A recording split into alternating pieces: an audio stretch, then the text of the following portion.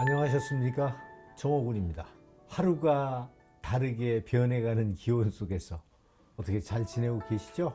더워지면 말이에요. 괜히 사람이 막 신경도 예민해지고 별거 아닌 거에 대해서도 괜히 흥분을 자주 하게 되는 그런 경우를 종종 보게 되는데, 저한테 전화가 한 통 딱 왔는데 굉장히 그냥 불같은 분이 계셨어요. 형님뻘 되시는 분인데 그분이 세상을 달리하셨다고. 근데 제가 또 이제 그런 비보를 듣고 생각을 해본 것이, 성격이 불같고 맺고 끊음이 분명하다, 이런 소리 듣는 분들이 그렇게 명이 길지 않더라고요. 오래오래 사실 것 같은 분들이 일찍 가시는 걸 보면 이건 분명히 어떤 이유가 있다 하는 생각이거든요. 아무튼 너무 그냥 옳은 것에, 뭐 바른 것에 그냥 내 몸을 불사르기보다는 분명히 규명되어지리라 하는 이런 느긋함으로 세상을 조금 더 관조하면서 사시고, 그리고 또 명이 닿을 때까지는 건강하게 살아야 되는 거 아니겠어요?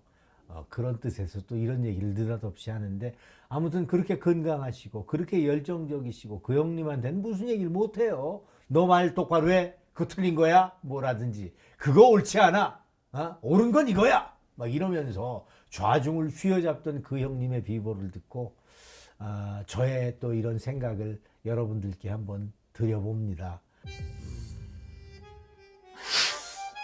누군가의 통장이 위험하네. 카드값이 너무 나왔어. 이럴 땐 가만히 있으면 손해지. 신용카드에서 현금 캐시백 최대 20만 원이나 받을 수 있다는데, 이왕 쓸 거 돈 받고 쓰면 좋으니까 시청도 아정당 홈페이지에서 1분이면 끝이고, 이번에 아정당 모델이 원빈으로 바뀌었더라고. 아이러브 원빈. 게다가 약정 끝난 인터넷 정수기 휴대폰 가만히 두면 최대 128만 원 손해보는 거야. 아정당의 전화 한 통이면 인터넷 TV 최대 48만 원, 정수기 최대 30만 원, 휴대폰 최대 50만 원 설치 당일 입금. 와우, 이건 나라에서 정해준 지원금이니 꼭 챙겨야 돼. 약정 끝나는 3년마다 갈아타야 최대로 돈을 받을 수 있잖아. 아정당이 가장 좋은 게 전국 가입자 수 1위로 가입 수당이 제일 많아. 다른 데보다 그 혜택이 적으면 차액의 120% 보상제에 365일 24시간 무료 상담도 됩니다. 홈서비스 전문기업 아정당은 이사, 청소까지 famous, 유명해. 이사 당일 불만족 시 전액 환불하는 보장 이사도 가능하니 꼭 한번 이용해보세요. 복은 찾는 자에게 가고 현금은 챙기는 자에게 흐른다. 와우! 명심해. 인터넷, 정수기, 휴대폰, 이사, 청소, 카드까지 정당하게 받자. 와우! 아정당.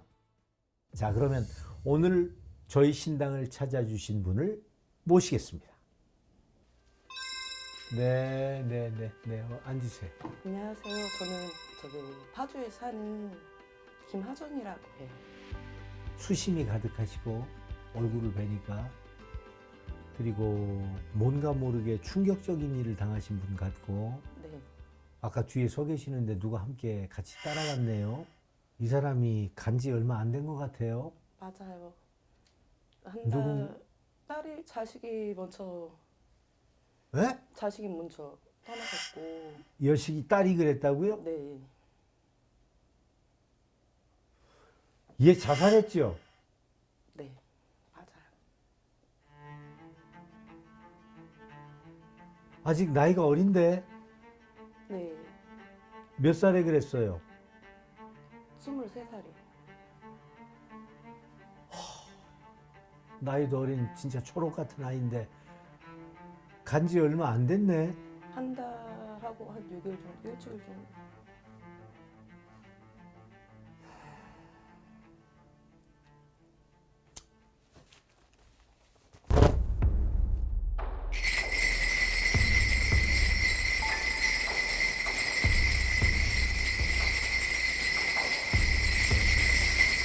엄마 나한테 왜 그렇게 소리 질렀어? 그런다.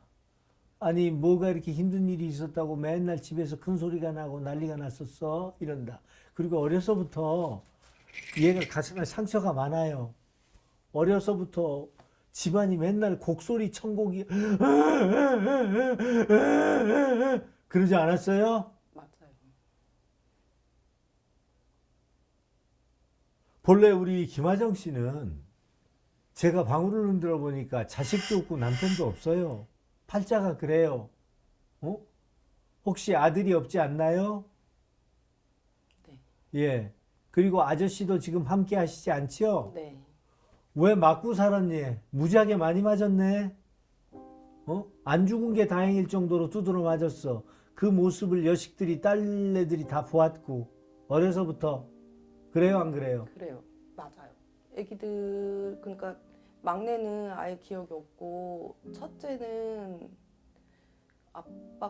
걔네 아빠가 저 때리는 거 그리고 자기들 때렸던 그 모든 기억을 좀 어느 정도 다 갖고 있어요. 그게 얼마나 큰 상처가 됐겠어요. 놀람이고 공포지, 공포. 애들한테는 이도 아니고 저도 아닌, 그러니까 흑백으로 했을 때 백도 아니고 흑도 아닌 지금 중간에 놓여 있는 거나 진배 없는 거야. 그래서 미치고 팔짝 뛰는 거야. 이렇게 할까 저렇게 할까 막 이런 어떤 기로에 서 있다. 그런 어떤 지금 생활을 하고 계시는 거고 그런 마음 상태야. 항상 불안해서 못 살겠어. 그래 안 그래? 맞아요.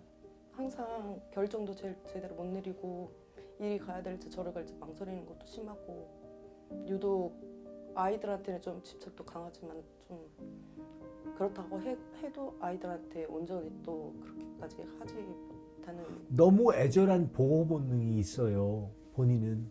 그래서 별거 아닌 거 가지고도 내가 만약에 아이들이 잘못 크는 것 같다 아니면 아이들이 위험할 것 같다 하면 이 세상은 지들이 또 살아가야 될 세상이니까 한번 내가 옆에서 꼭 지켜봐야지 하면서 무덤덤함이 있어야 되는데 우리 김하정님은 안 그래. 펄떡펄떡 뛰고 막 난리가 나고 막 그러잖아. 그래 안 그래? 애들한테 맨날 그래갖고 듣는 소리가 그거야. 엄마 좀 그만하라고. 줘봐라. 뭔가 일이 생기면 연락이 오면 덤덤하게 받아들여야 되는데 그게 아니라 어떻게 해야 되지? 혼자 막 일을 막 크게 생각을 해요. 그러다 보니까 아이들이 오히려 저 때문에 피가 좀 많이 말리긴 했어요. 응.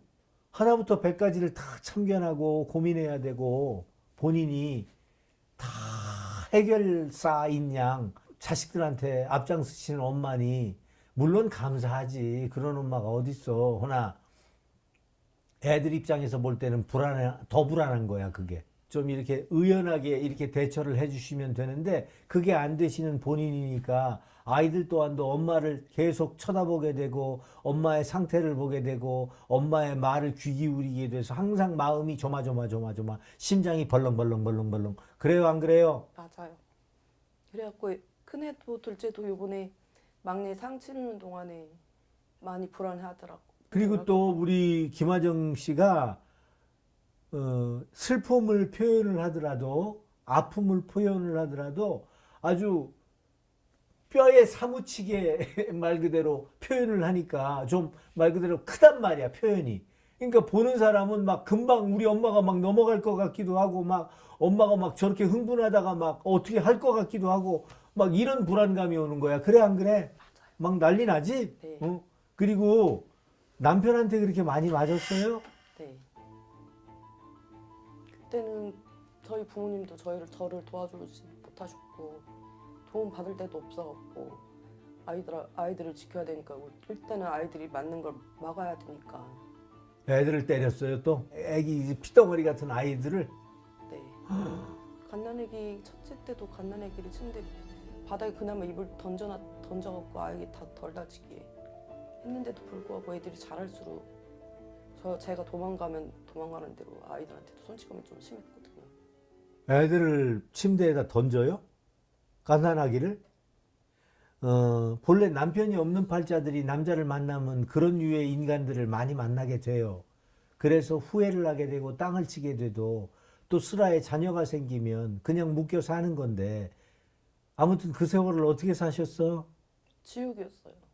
그래서 결국은 제가 집에서 나가니까 아이들을 돌볼 줄 알았거든요. 근데 아이들을 그냥 집에 방치해 두고 저를 찾겠다고 나갔는데 이제 옆집에서 이제 아이들을 신고를 해서 이제 다른 시설로 이동을 했죠. 그래서 한동안은 이제 분리시켰구나. 네, 그래서 한동안은 만나지도 못했고 이제 서울에서 친구 집에 얹혀 살면서 간간히 이제 월급 받으면 애들 보러 가고 했고 그다음에 어쩌다 보니까 이제 또 제가 또 자살이라는 선택을 했었어요. 너무 조금 너무 힘든 상황에 몰려갔고 그때 병원에 있는데 첫째 아이를 이제 또 데려올 수밖에 없어. 그때부터 이제 아이들이 하나 둘씩 다 제 곁으로 오긴 했는데 아이들도 온전히 저랑 같이 살았던 게 아니에요.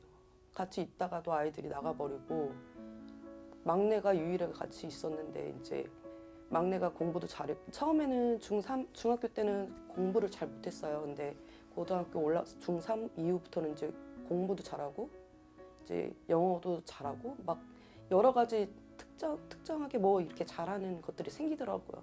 그래서 걔한테는 좀 더 엄격하게 대하긴 했어요, 제가. 근데 다만 얘가 이제 지갑에서 돈을 훔치거나 막 그런 행동도 막 있고 이제 자해하는 그런 것도 있었고 얼핏 이제 이사를 또 했는데 아파트로 이사를 했는데 그 후는 고등학교 올라가서 이사를 하니까 이제 방문에 창문에 막 치약 같은 거 뿌리고 뭔가 이상한 소리가 들린다고 막 그러고 얘가 막 저기를 하더라서 병원도 계속 다니고 그거는 내가 보기에는 지극히 정신병적인 병징이에요. 징후예요. 왜냐하면 또 잘못하면 이런 상황에 놓인 분들이 무슨 신가물이다, 뭐 신이 왔다 이런 소리를 듣고 굉장히 헤매게 되는데 혹시 그런 쪽으로도 많이 말 그대로 갈팡질팡 하시지 않으셨어요? 그나마 그거는 생각할 여력이 없었어요. 아이가 어, 너무 위험한 상황에 막 계속 처해지게 되니까 다급하니까 선생님들 도움을 받아서 이제 병원을 막 왔다 갔다 하면 치료를 정신병? 네. 이게 어느 날 밤에 이제 아이랑 이제 다른 자식들이랑 술을 마시고 있다가 이제 막내하고 이제 좀 싸움이 크게 났어요. 누구랑? 엄마랑? 네, 어. 저랑. 근데 그때 그래서 정말 지금 그러잖아. 왜 이렇게 나한테 소리 질렀니? 그 근데 말이 맞잖아. 그쵸. 근데 엄마도 어머니 물론 힘들지. 충분히 난 이해하고 질문을 드리는 거야. 왜 이렇게 신세한탄을 많이 해? 애들 앞에서. 응? 아유 이놈의 팔자 뭐 어쩌고 저쩌고 저쩌고 어쩌고 니들은 어쩌고 저쩌고 저쩌고 그래서 어쩌고 저쩌고 나의 어떤 화풀이나 나의 어떤 모든 그 안에 있던 응어리를 자식들이 듣는 어떤 상대 풀어주는 상대 이렇게 엄마는 의지를 했지만 자식들은 그게 아니었다 이거요. 맞아요. 제가 아이들한테 특히 큰애한테 많이 의지했고 막내만큼은 조금 더 집요하게 아이가 좀 더 나은 삶, 그러니까 나보다 더 나은 삶을 살으라고 그 욕심이었죠. 욕심이었고 근데 이 녀석이 이분이 이 뭐 망자지만 알았던 남자애가 있었어. 네, 어? 알아 몰라. 알아. 근데 왜 대답을 흔쾌하게 안 하세요? 나는 지금 보이는데. 그것 때문에도 엄마가 많이 도리지를 쳤잖아. 그게 사실은 그 부분은 제가 그 사람한테 연락해서 아이 옆 주위에 여러 사람이 있었어요.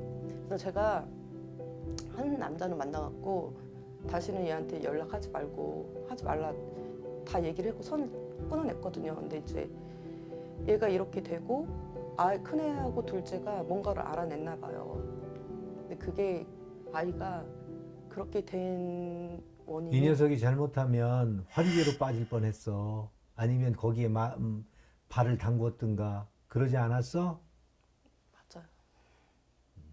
그것이 엄마를 광분하게 했고 그리고 그것이 아이에겐 또 상처가 됐으며 그로 인해서 얘가 나는 이 세상을 살 수 있는 용기와 힘이 없어 하고 결론을 내렸던 거지. 너무 괴로워요. 그래서 음. 나는 그 아이를 지켜주려고 했던 일이 그 아이 가슴에 목을 박아갖고 보내는 내내 아무것도 할 수가 없어요. 아이들이 계속 울고만 있으니까 내가 자꾸 웃겨주더라고. 옆에서 장난을 치르는데도 아이들 이제 보낼 하자는 그날에도. 근데 차마 저는 못 보내겠더라고. 그 아이가 잘못한 게 아닌데. 없이대 덮친데 방울을 흔들어 보니 운 또한도 올 내년이 나를 뭉개고 나를 땅에서 일어나지 못하게 만드는 운이며, 그리고 하늘을 보고 통곡하고 땅을 치라는 운이란 말이야. 그러니까 바로 그런 일로 인해서 내가 똑같은 상황에 지금 접해져 있지만, 아무튼 그동안 살아온 세월이 이 말 그대로 나에게는 어떤, 나는 이렇게는 못 주고 하는 어떤 반감정으로 나는 꼭 살아야 돼, 한번 살아본 듯이 살아보고 난 이 세상을 감독할 거야 하는 이런 어떤, 뭐라고 그럴까, 옥이라고 할까, 이런 어떤 마음으로 돌변해서 일어나셔야 된다고. 근데 그게 너무 힘들어요. 이제는 너무 피곤하고. 그 지쳐서 그래. 한 달이 됐어요. 한 달하고 6일, 한 일주일 정도 됐어요. 애 보낸 지. 근데 지금 자고 일어나도, 푹 자고 일어나도 개운하잖아요. 너무 힘들어요. 그냥 지금 솔직히 말하자면 살림에 손 안 대요. 그게 내년까지 이어질 거야. 나는 곧 해소된다는 얘기 못해. 왜냐하면 내년까지는 내가 겪고 넘어가야 돼. 그리고 나서 새터전 새머전 새 환경에서 빛을 발하고, 그리고 다시 의지를 세워 앞으로 나아가는 나를 발견해야 된대. 간 사람을 봐서라도 나머지 세 사람은 꿋꿋이 이 세상을 행복하고 희망차게 살아가야 된다는 그런 마음으로 사셔야 되는데, 어떻게 생각하세요? 제가 죄인이라. 아이를 먼저 보낸 사람이라. 어떻게 세상에 부모가 먼저 가야지 자식이 먼저 가요. 그것도 못 견디고 이겨내지도 못하고 하고 싶은 것도 많았을 건데, 걔가 잘 되는 걸 솔직히 아이가 그럴 때마다 믿기도 했고 원망도 했어요. 근데 어느 부모가 아무리 믿고 싫어해도 자식을 안 사랑하는 부모가 어디 있어. 사랑했는데 그 사랑하는 아이가 내가 살짝 고개 돌리는 사이에. 그렇게 순간이야. 모든 일이 찰나라고 그러잖아. 그게 지금은 제가 제 몸을 돌볼 때가 아니라 지금 그 아이가 지금 이제 곧 49세인데 그때 다 잘 보내고 잘 보내야 하는데 보내지 못할 것 같아서. 가야 돼. 이미 사는 곳이 틀려졌어. 이승과 저승은 엄연히 다른 세계야. 마음속으로라도 모든 걸 용서한다. 그리고 네가 세상 살았을 때 행여라도 서운한 점이 있거나 맺힌 마음이 있으면 모두 내려놓고 좋은 세상으로 가서 다음 생에는 더 좋은 가정에 태어나 행복하게 살거라 이러면서 편안하게 마음을 먹고 보내주셔야 돼. 아이가 못 가고 있는 것 같아서 계속 제 곁에 맴도는 것 같아서 붙잡고 싶어요. 그건 나도 충분히 이해해요. 왜? 나도 부모의 입장인 사람인데 왜 그 마음을 모르겠어요. 하나, 이제는 몸을 버렸기 때문에 엄마가 붙잡는다 해도 붙잡은 줄을 알 거야. 보여서 끌어안을 수 있을 거야. 아니면 몸이 있어 느끼기라도 할 거야. 그렇지 않단 말이야. 다 부질없는 짓이야. 그러니까 엄마도 마음이 편안해져야 남아있는 두 따님도 편안해질 거고, 가는 아이도 뒤도 안 돌아보고 앞만 보고 갈 수 있으니까 그렇게 편안하게 보내줘야 돼. 자꾸 잡으면 못 가. 제가 이 아이한테 이제 해줄 수 있는 게 뭐가 있을까? 기도야. 좋은 곳으로 가서 다음 생에는 더 훌륭한 가정에서 네 희망과 소망을 다 이룰 수 있는 그런 세상에 태어나라. 이렇게 기도해 주셔야 돼. 응?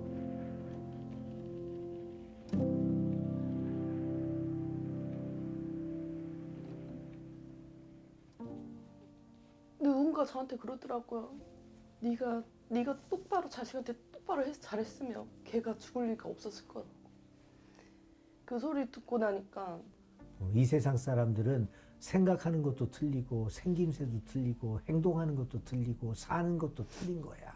다 내 마음 같지가 않다는 것만 알으면 되는데, 어쨌든 누구의 말에 휘둘려서 지금 저희 신명들의 메시지는 휘둘려서 괜히 거기에 어떤 안 좋은 얘기를 듣고 내가 걱정스러운 인생으로 돌변하지 말라는 뜻에서 이런 말씀을 드리는 거야. 네. 누가 뭐 어쩌고 저쩌고 이런 얘기 한 사람 없어요?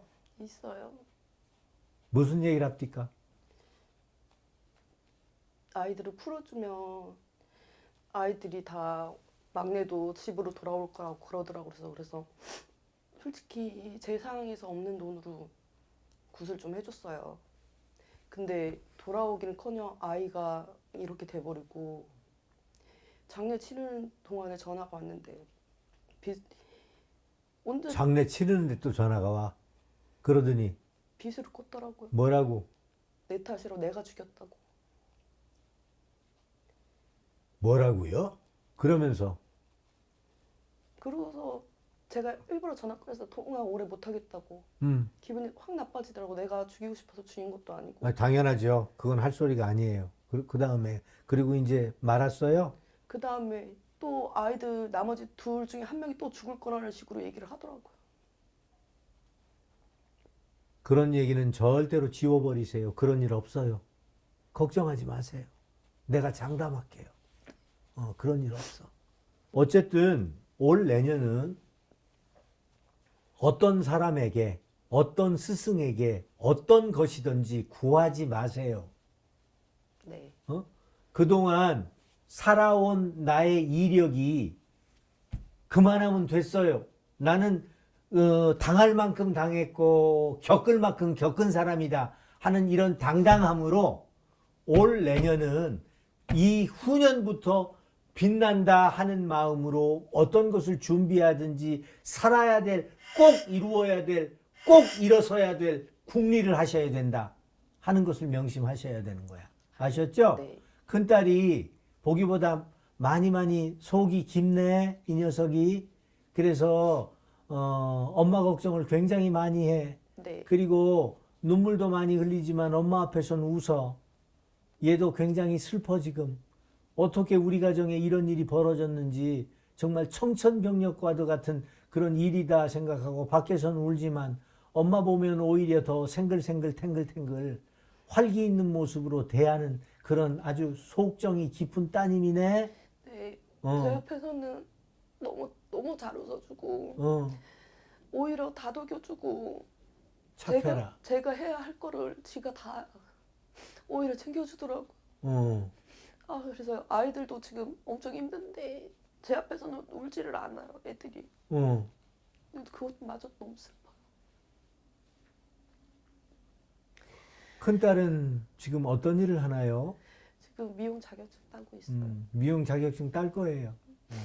그리고 걔는 보기보다 어른스러워요.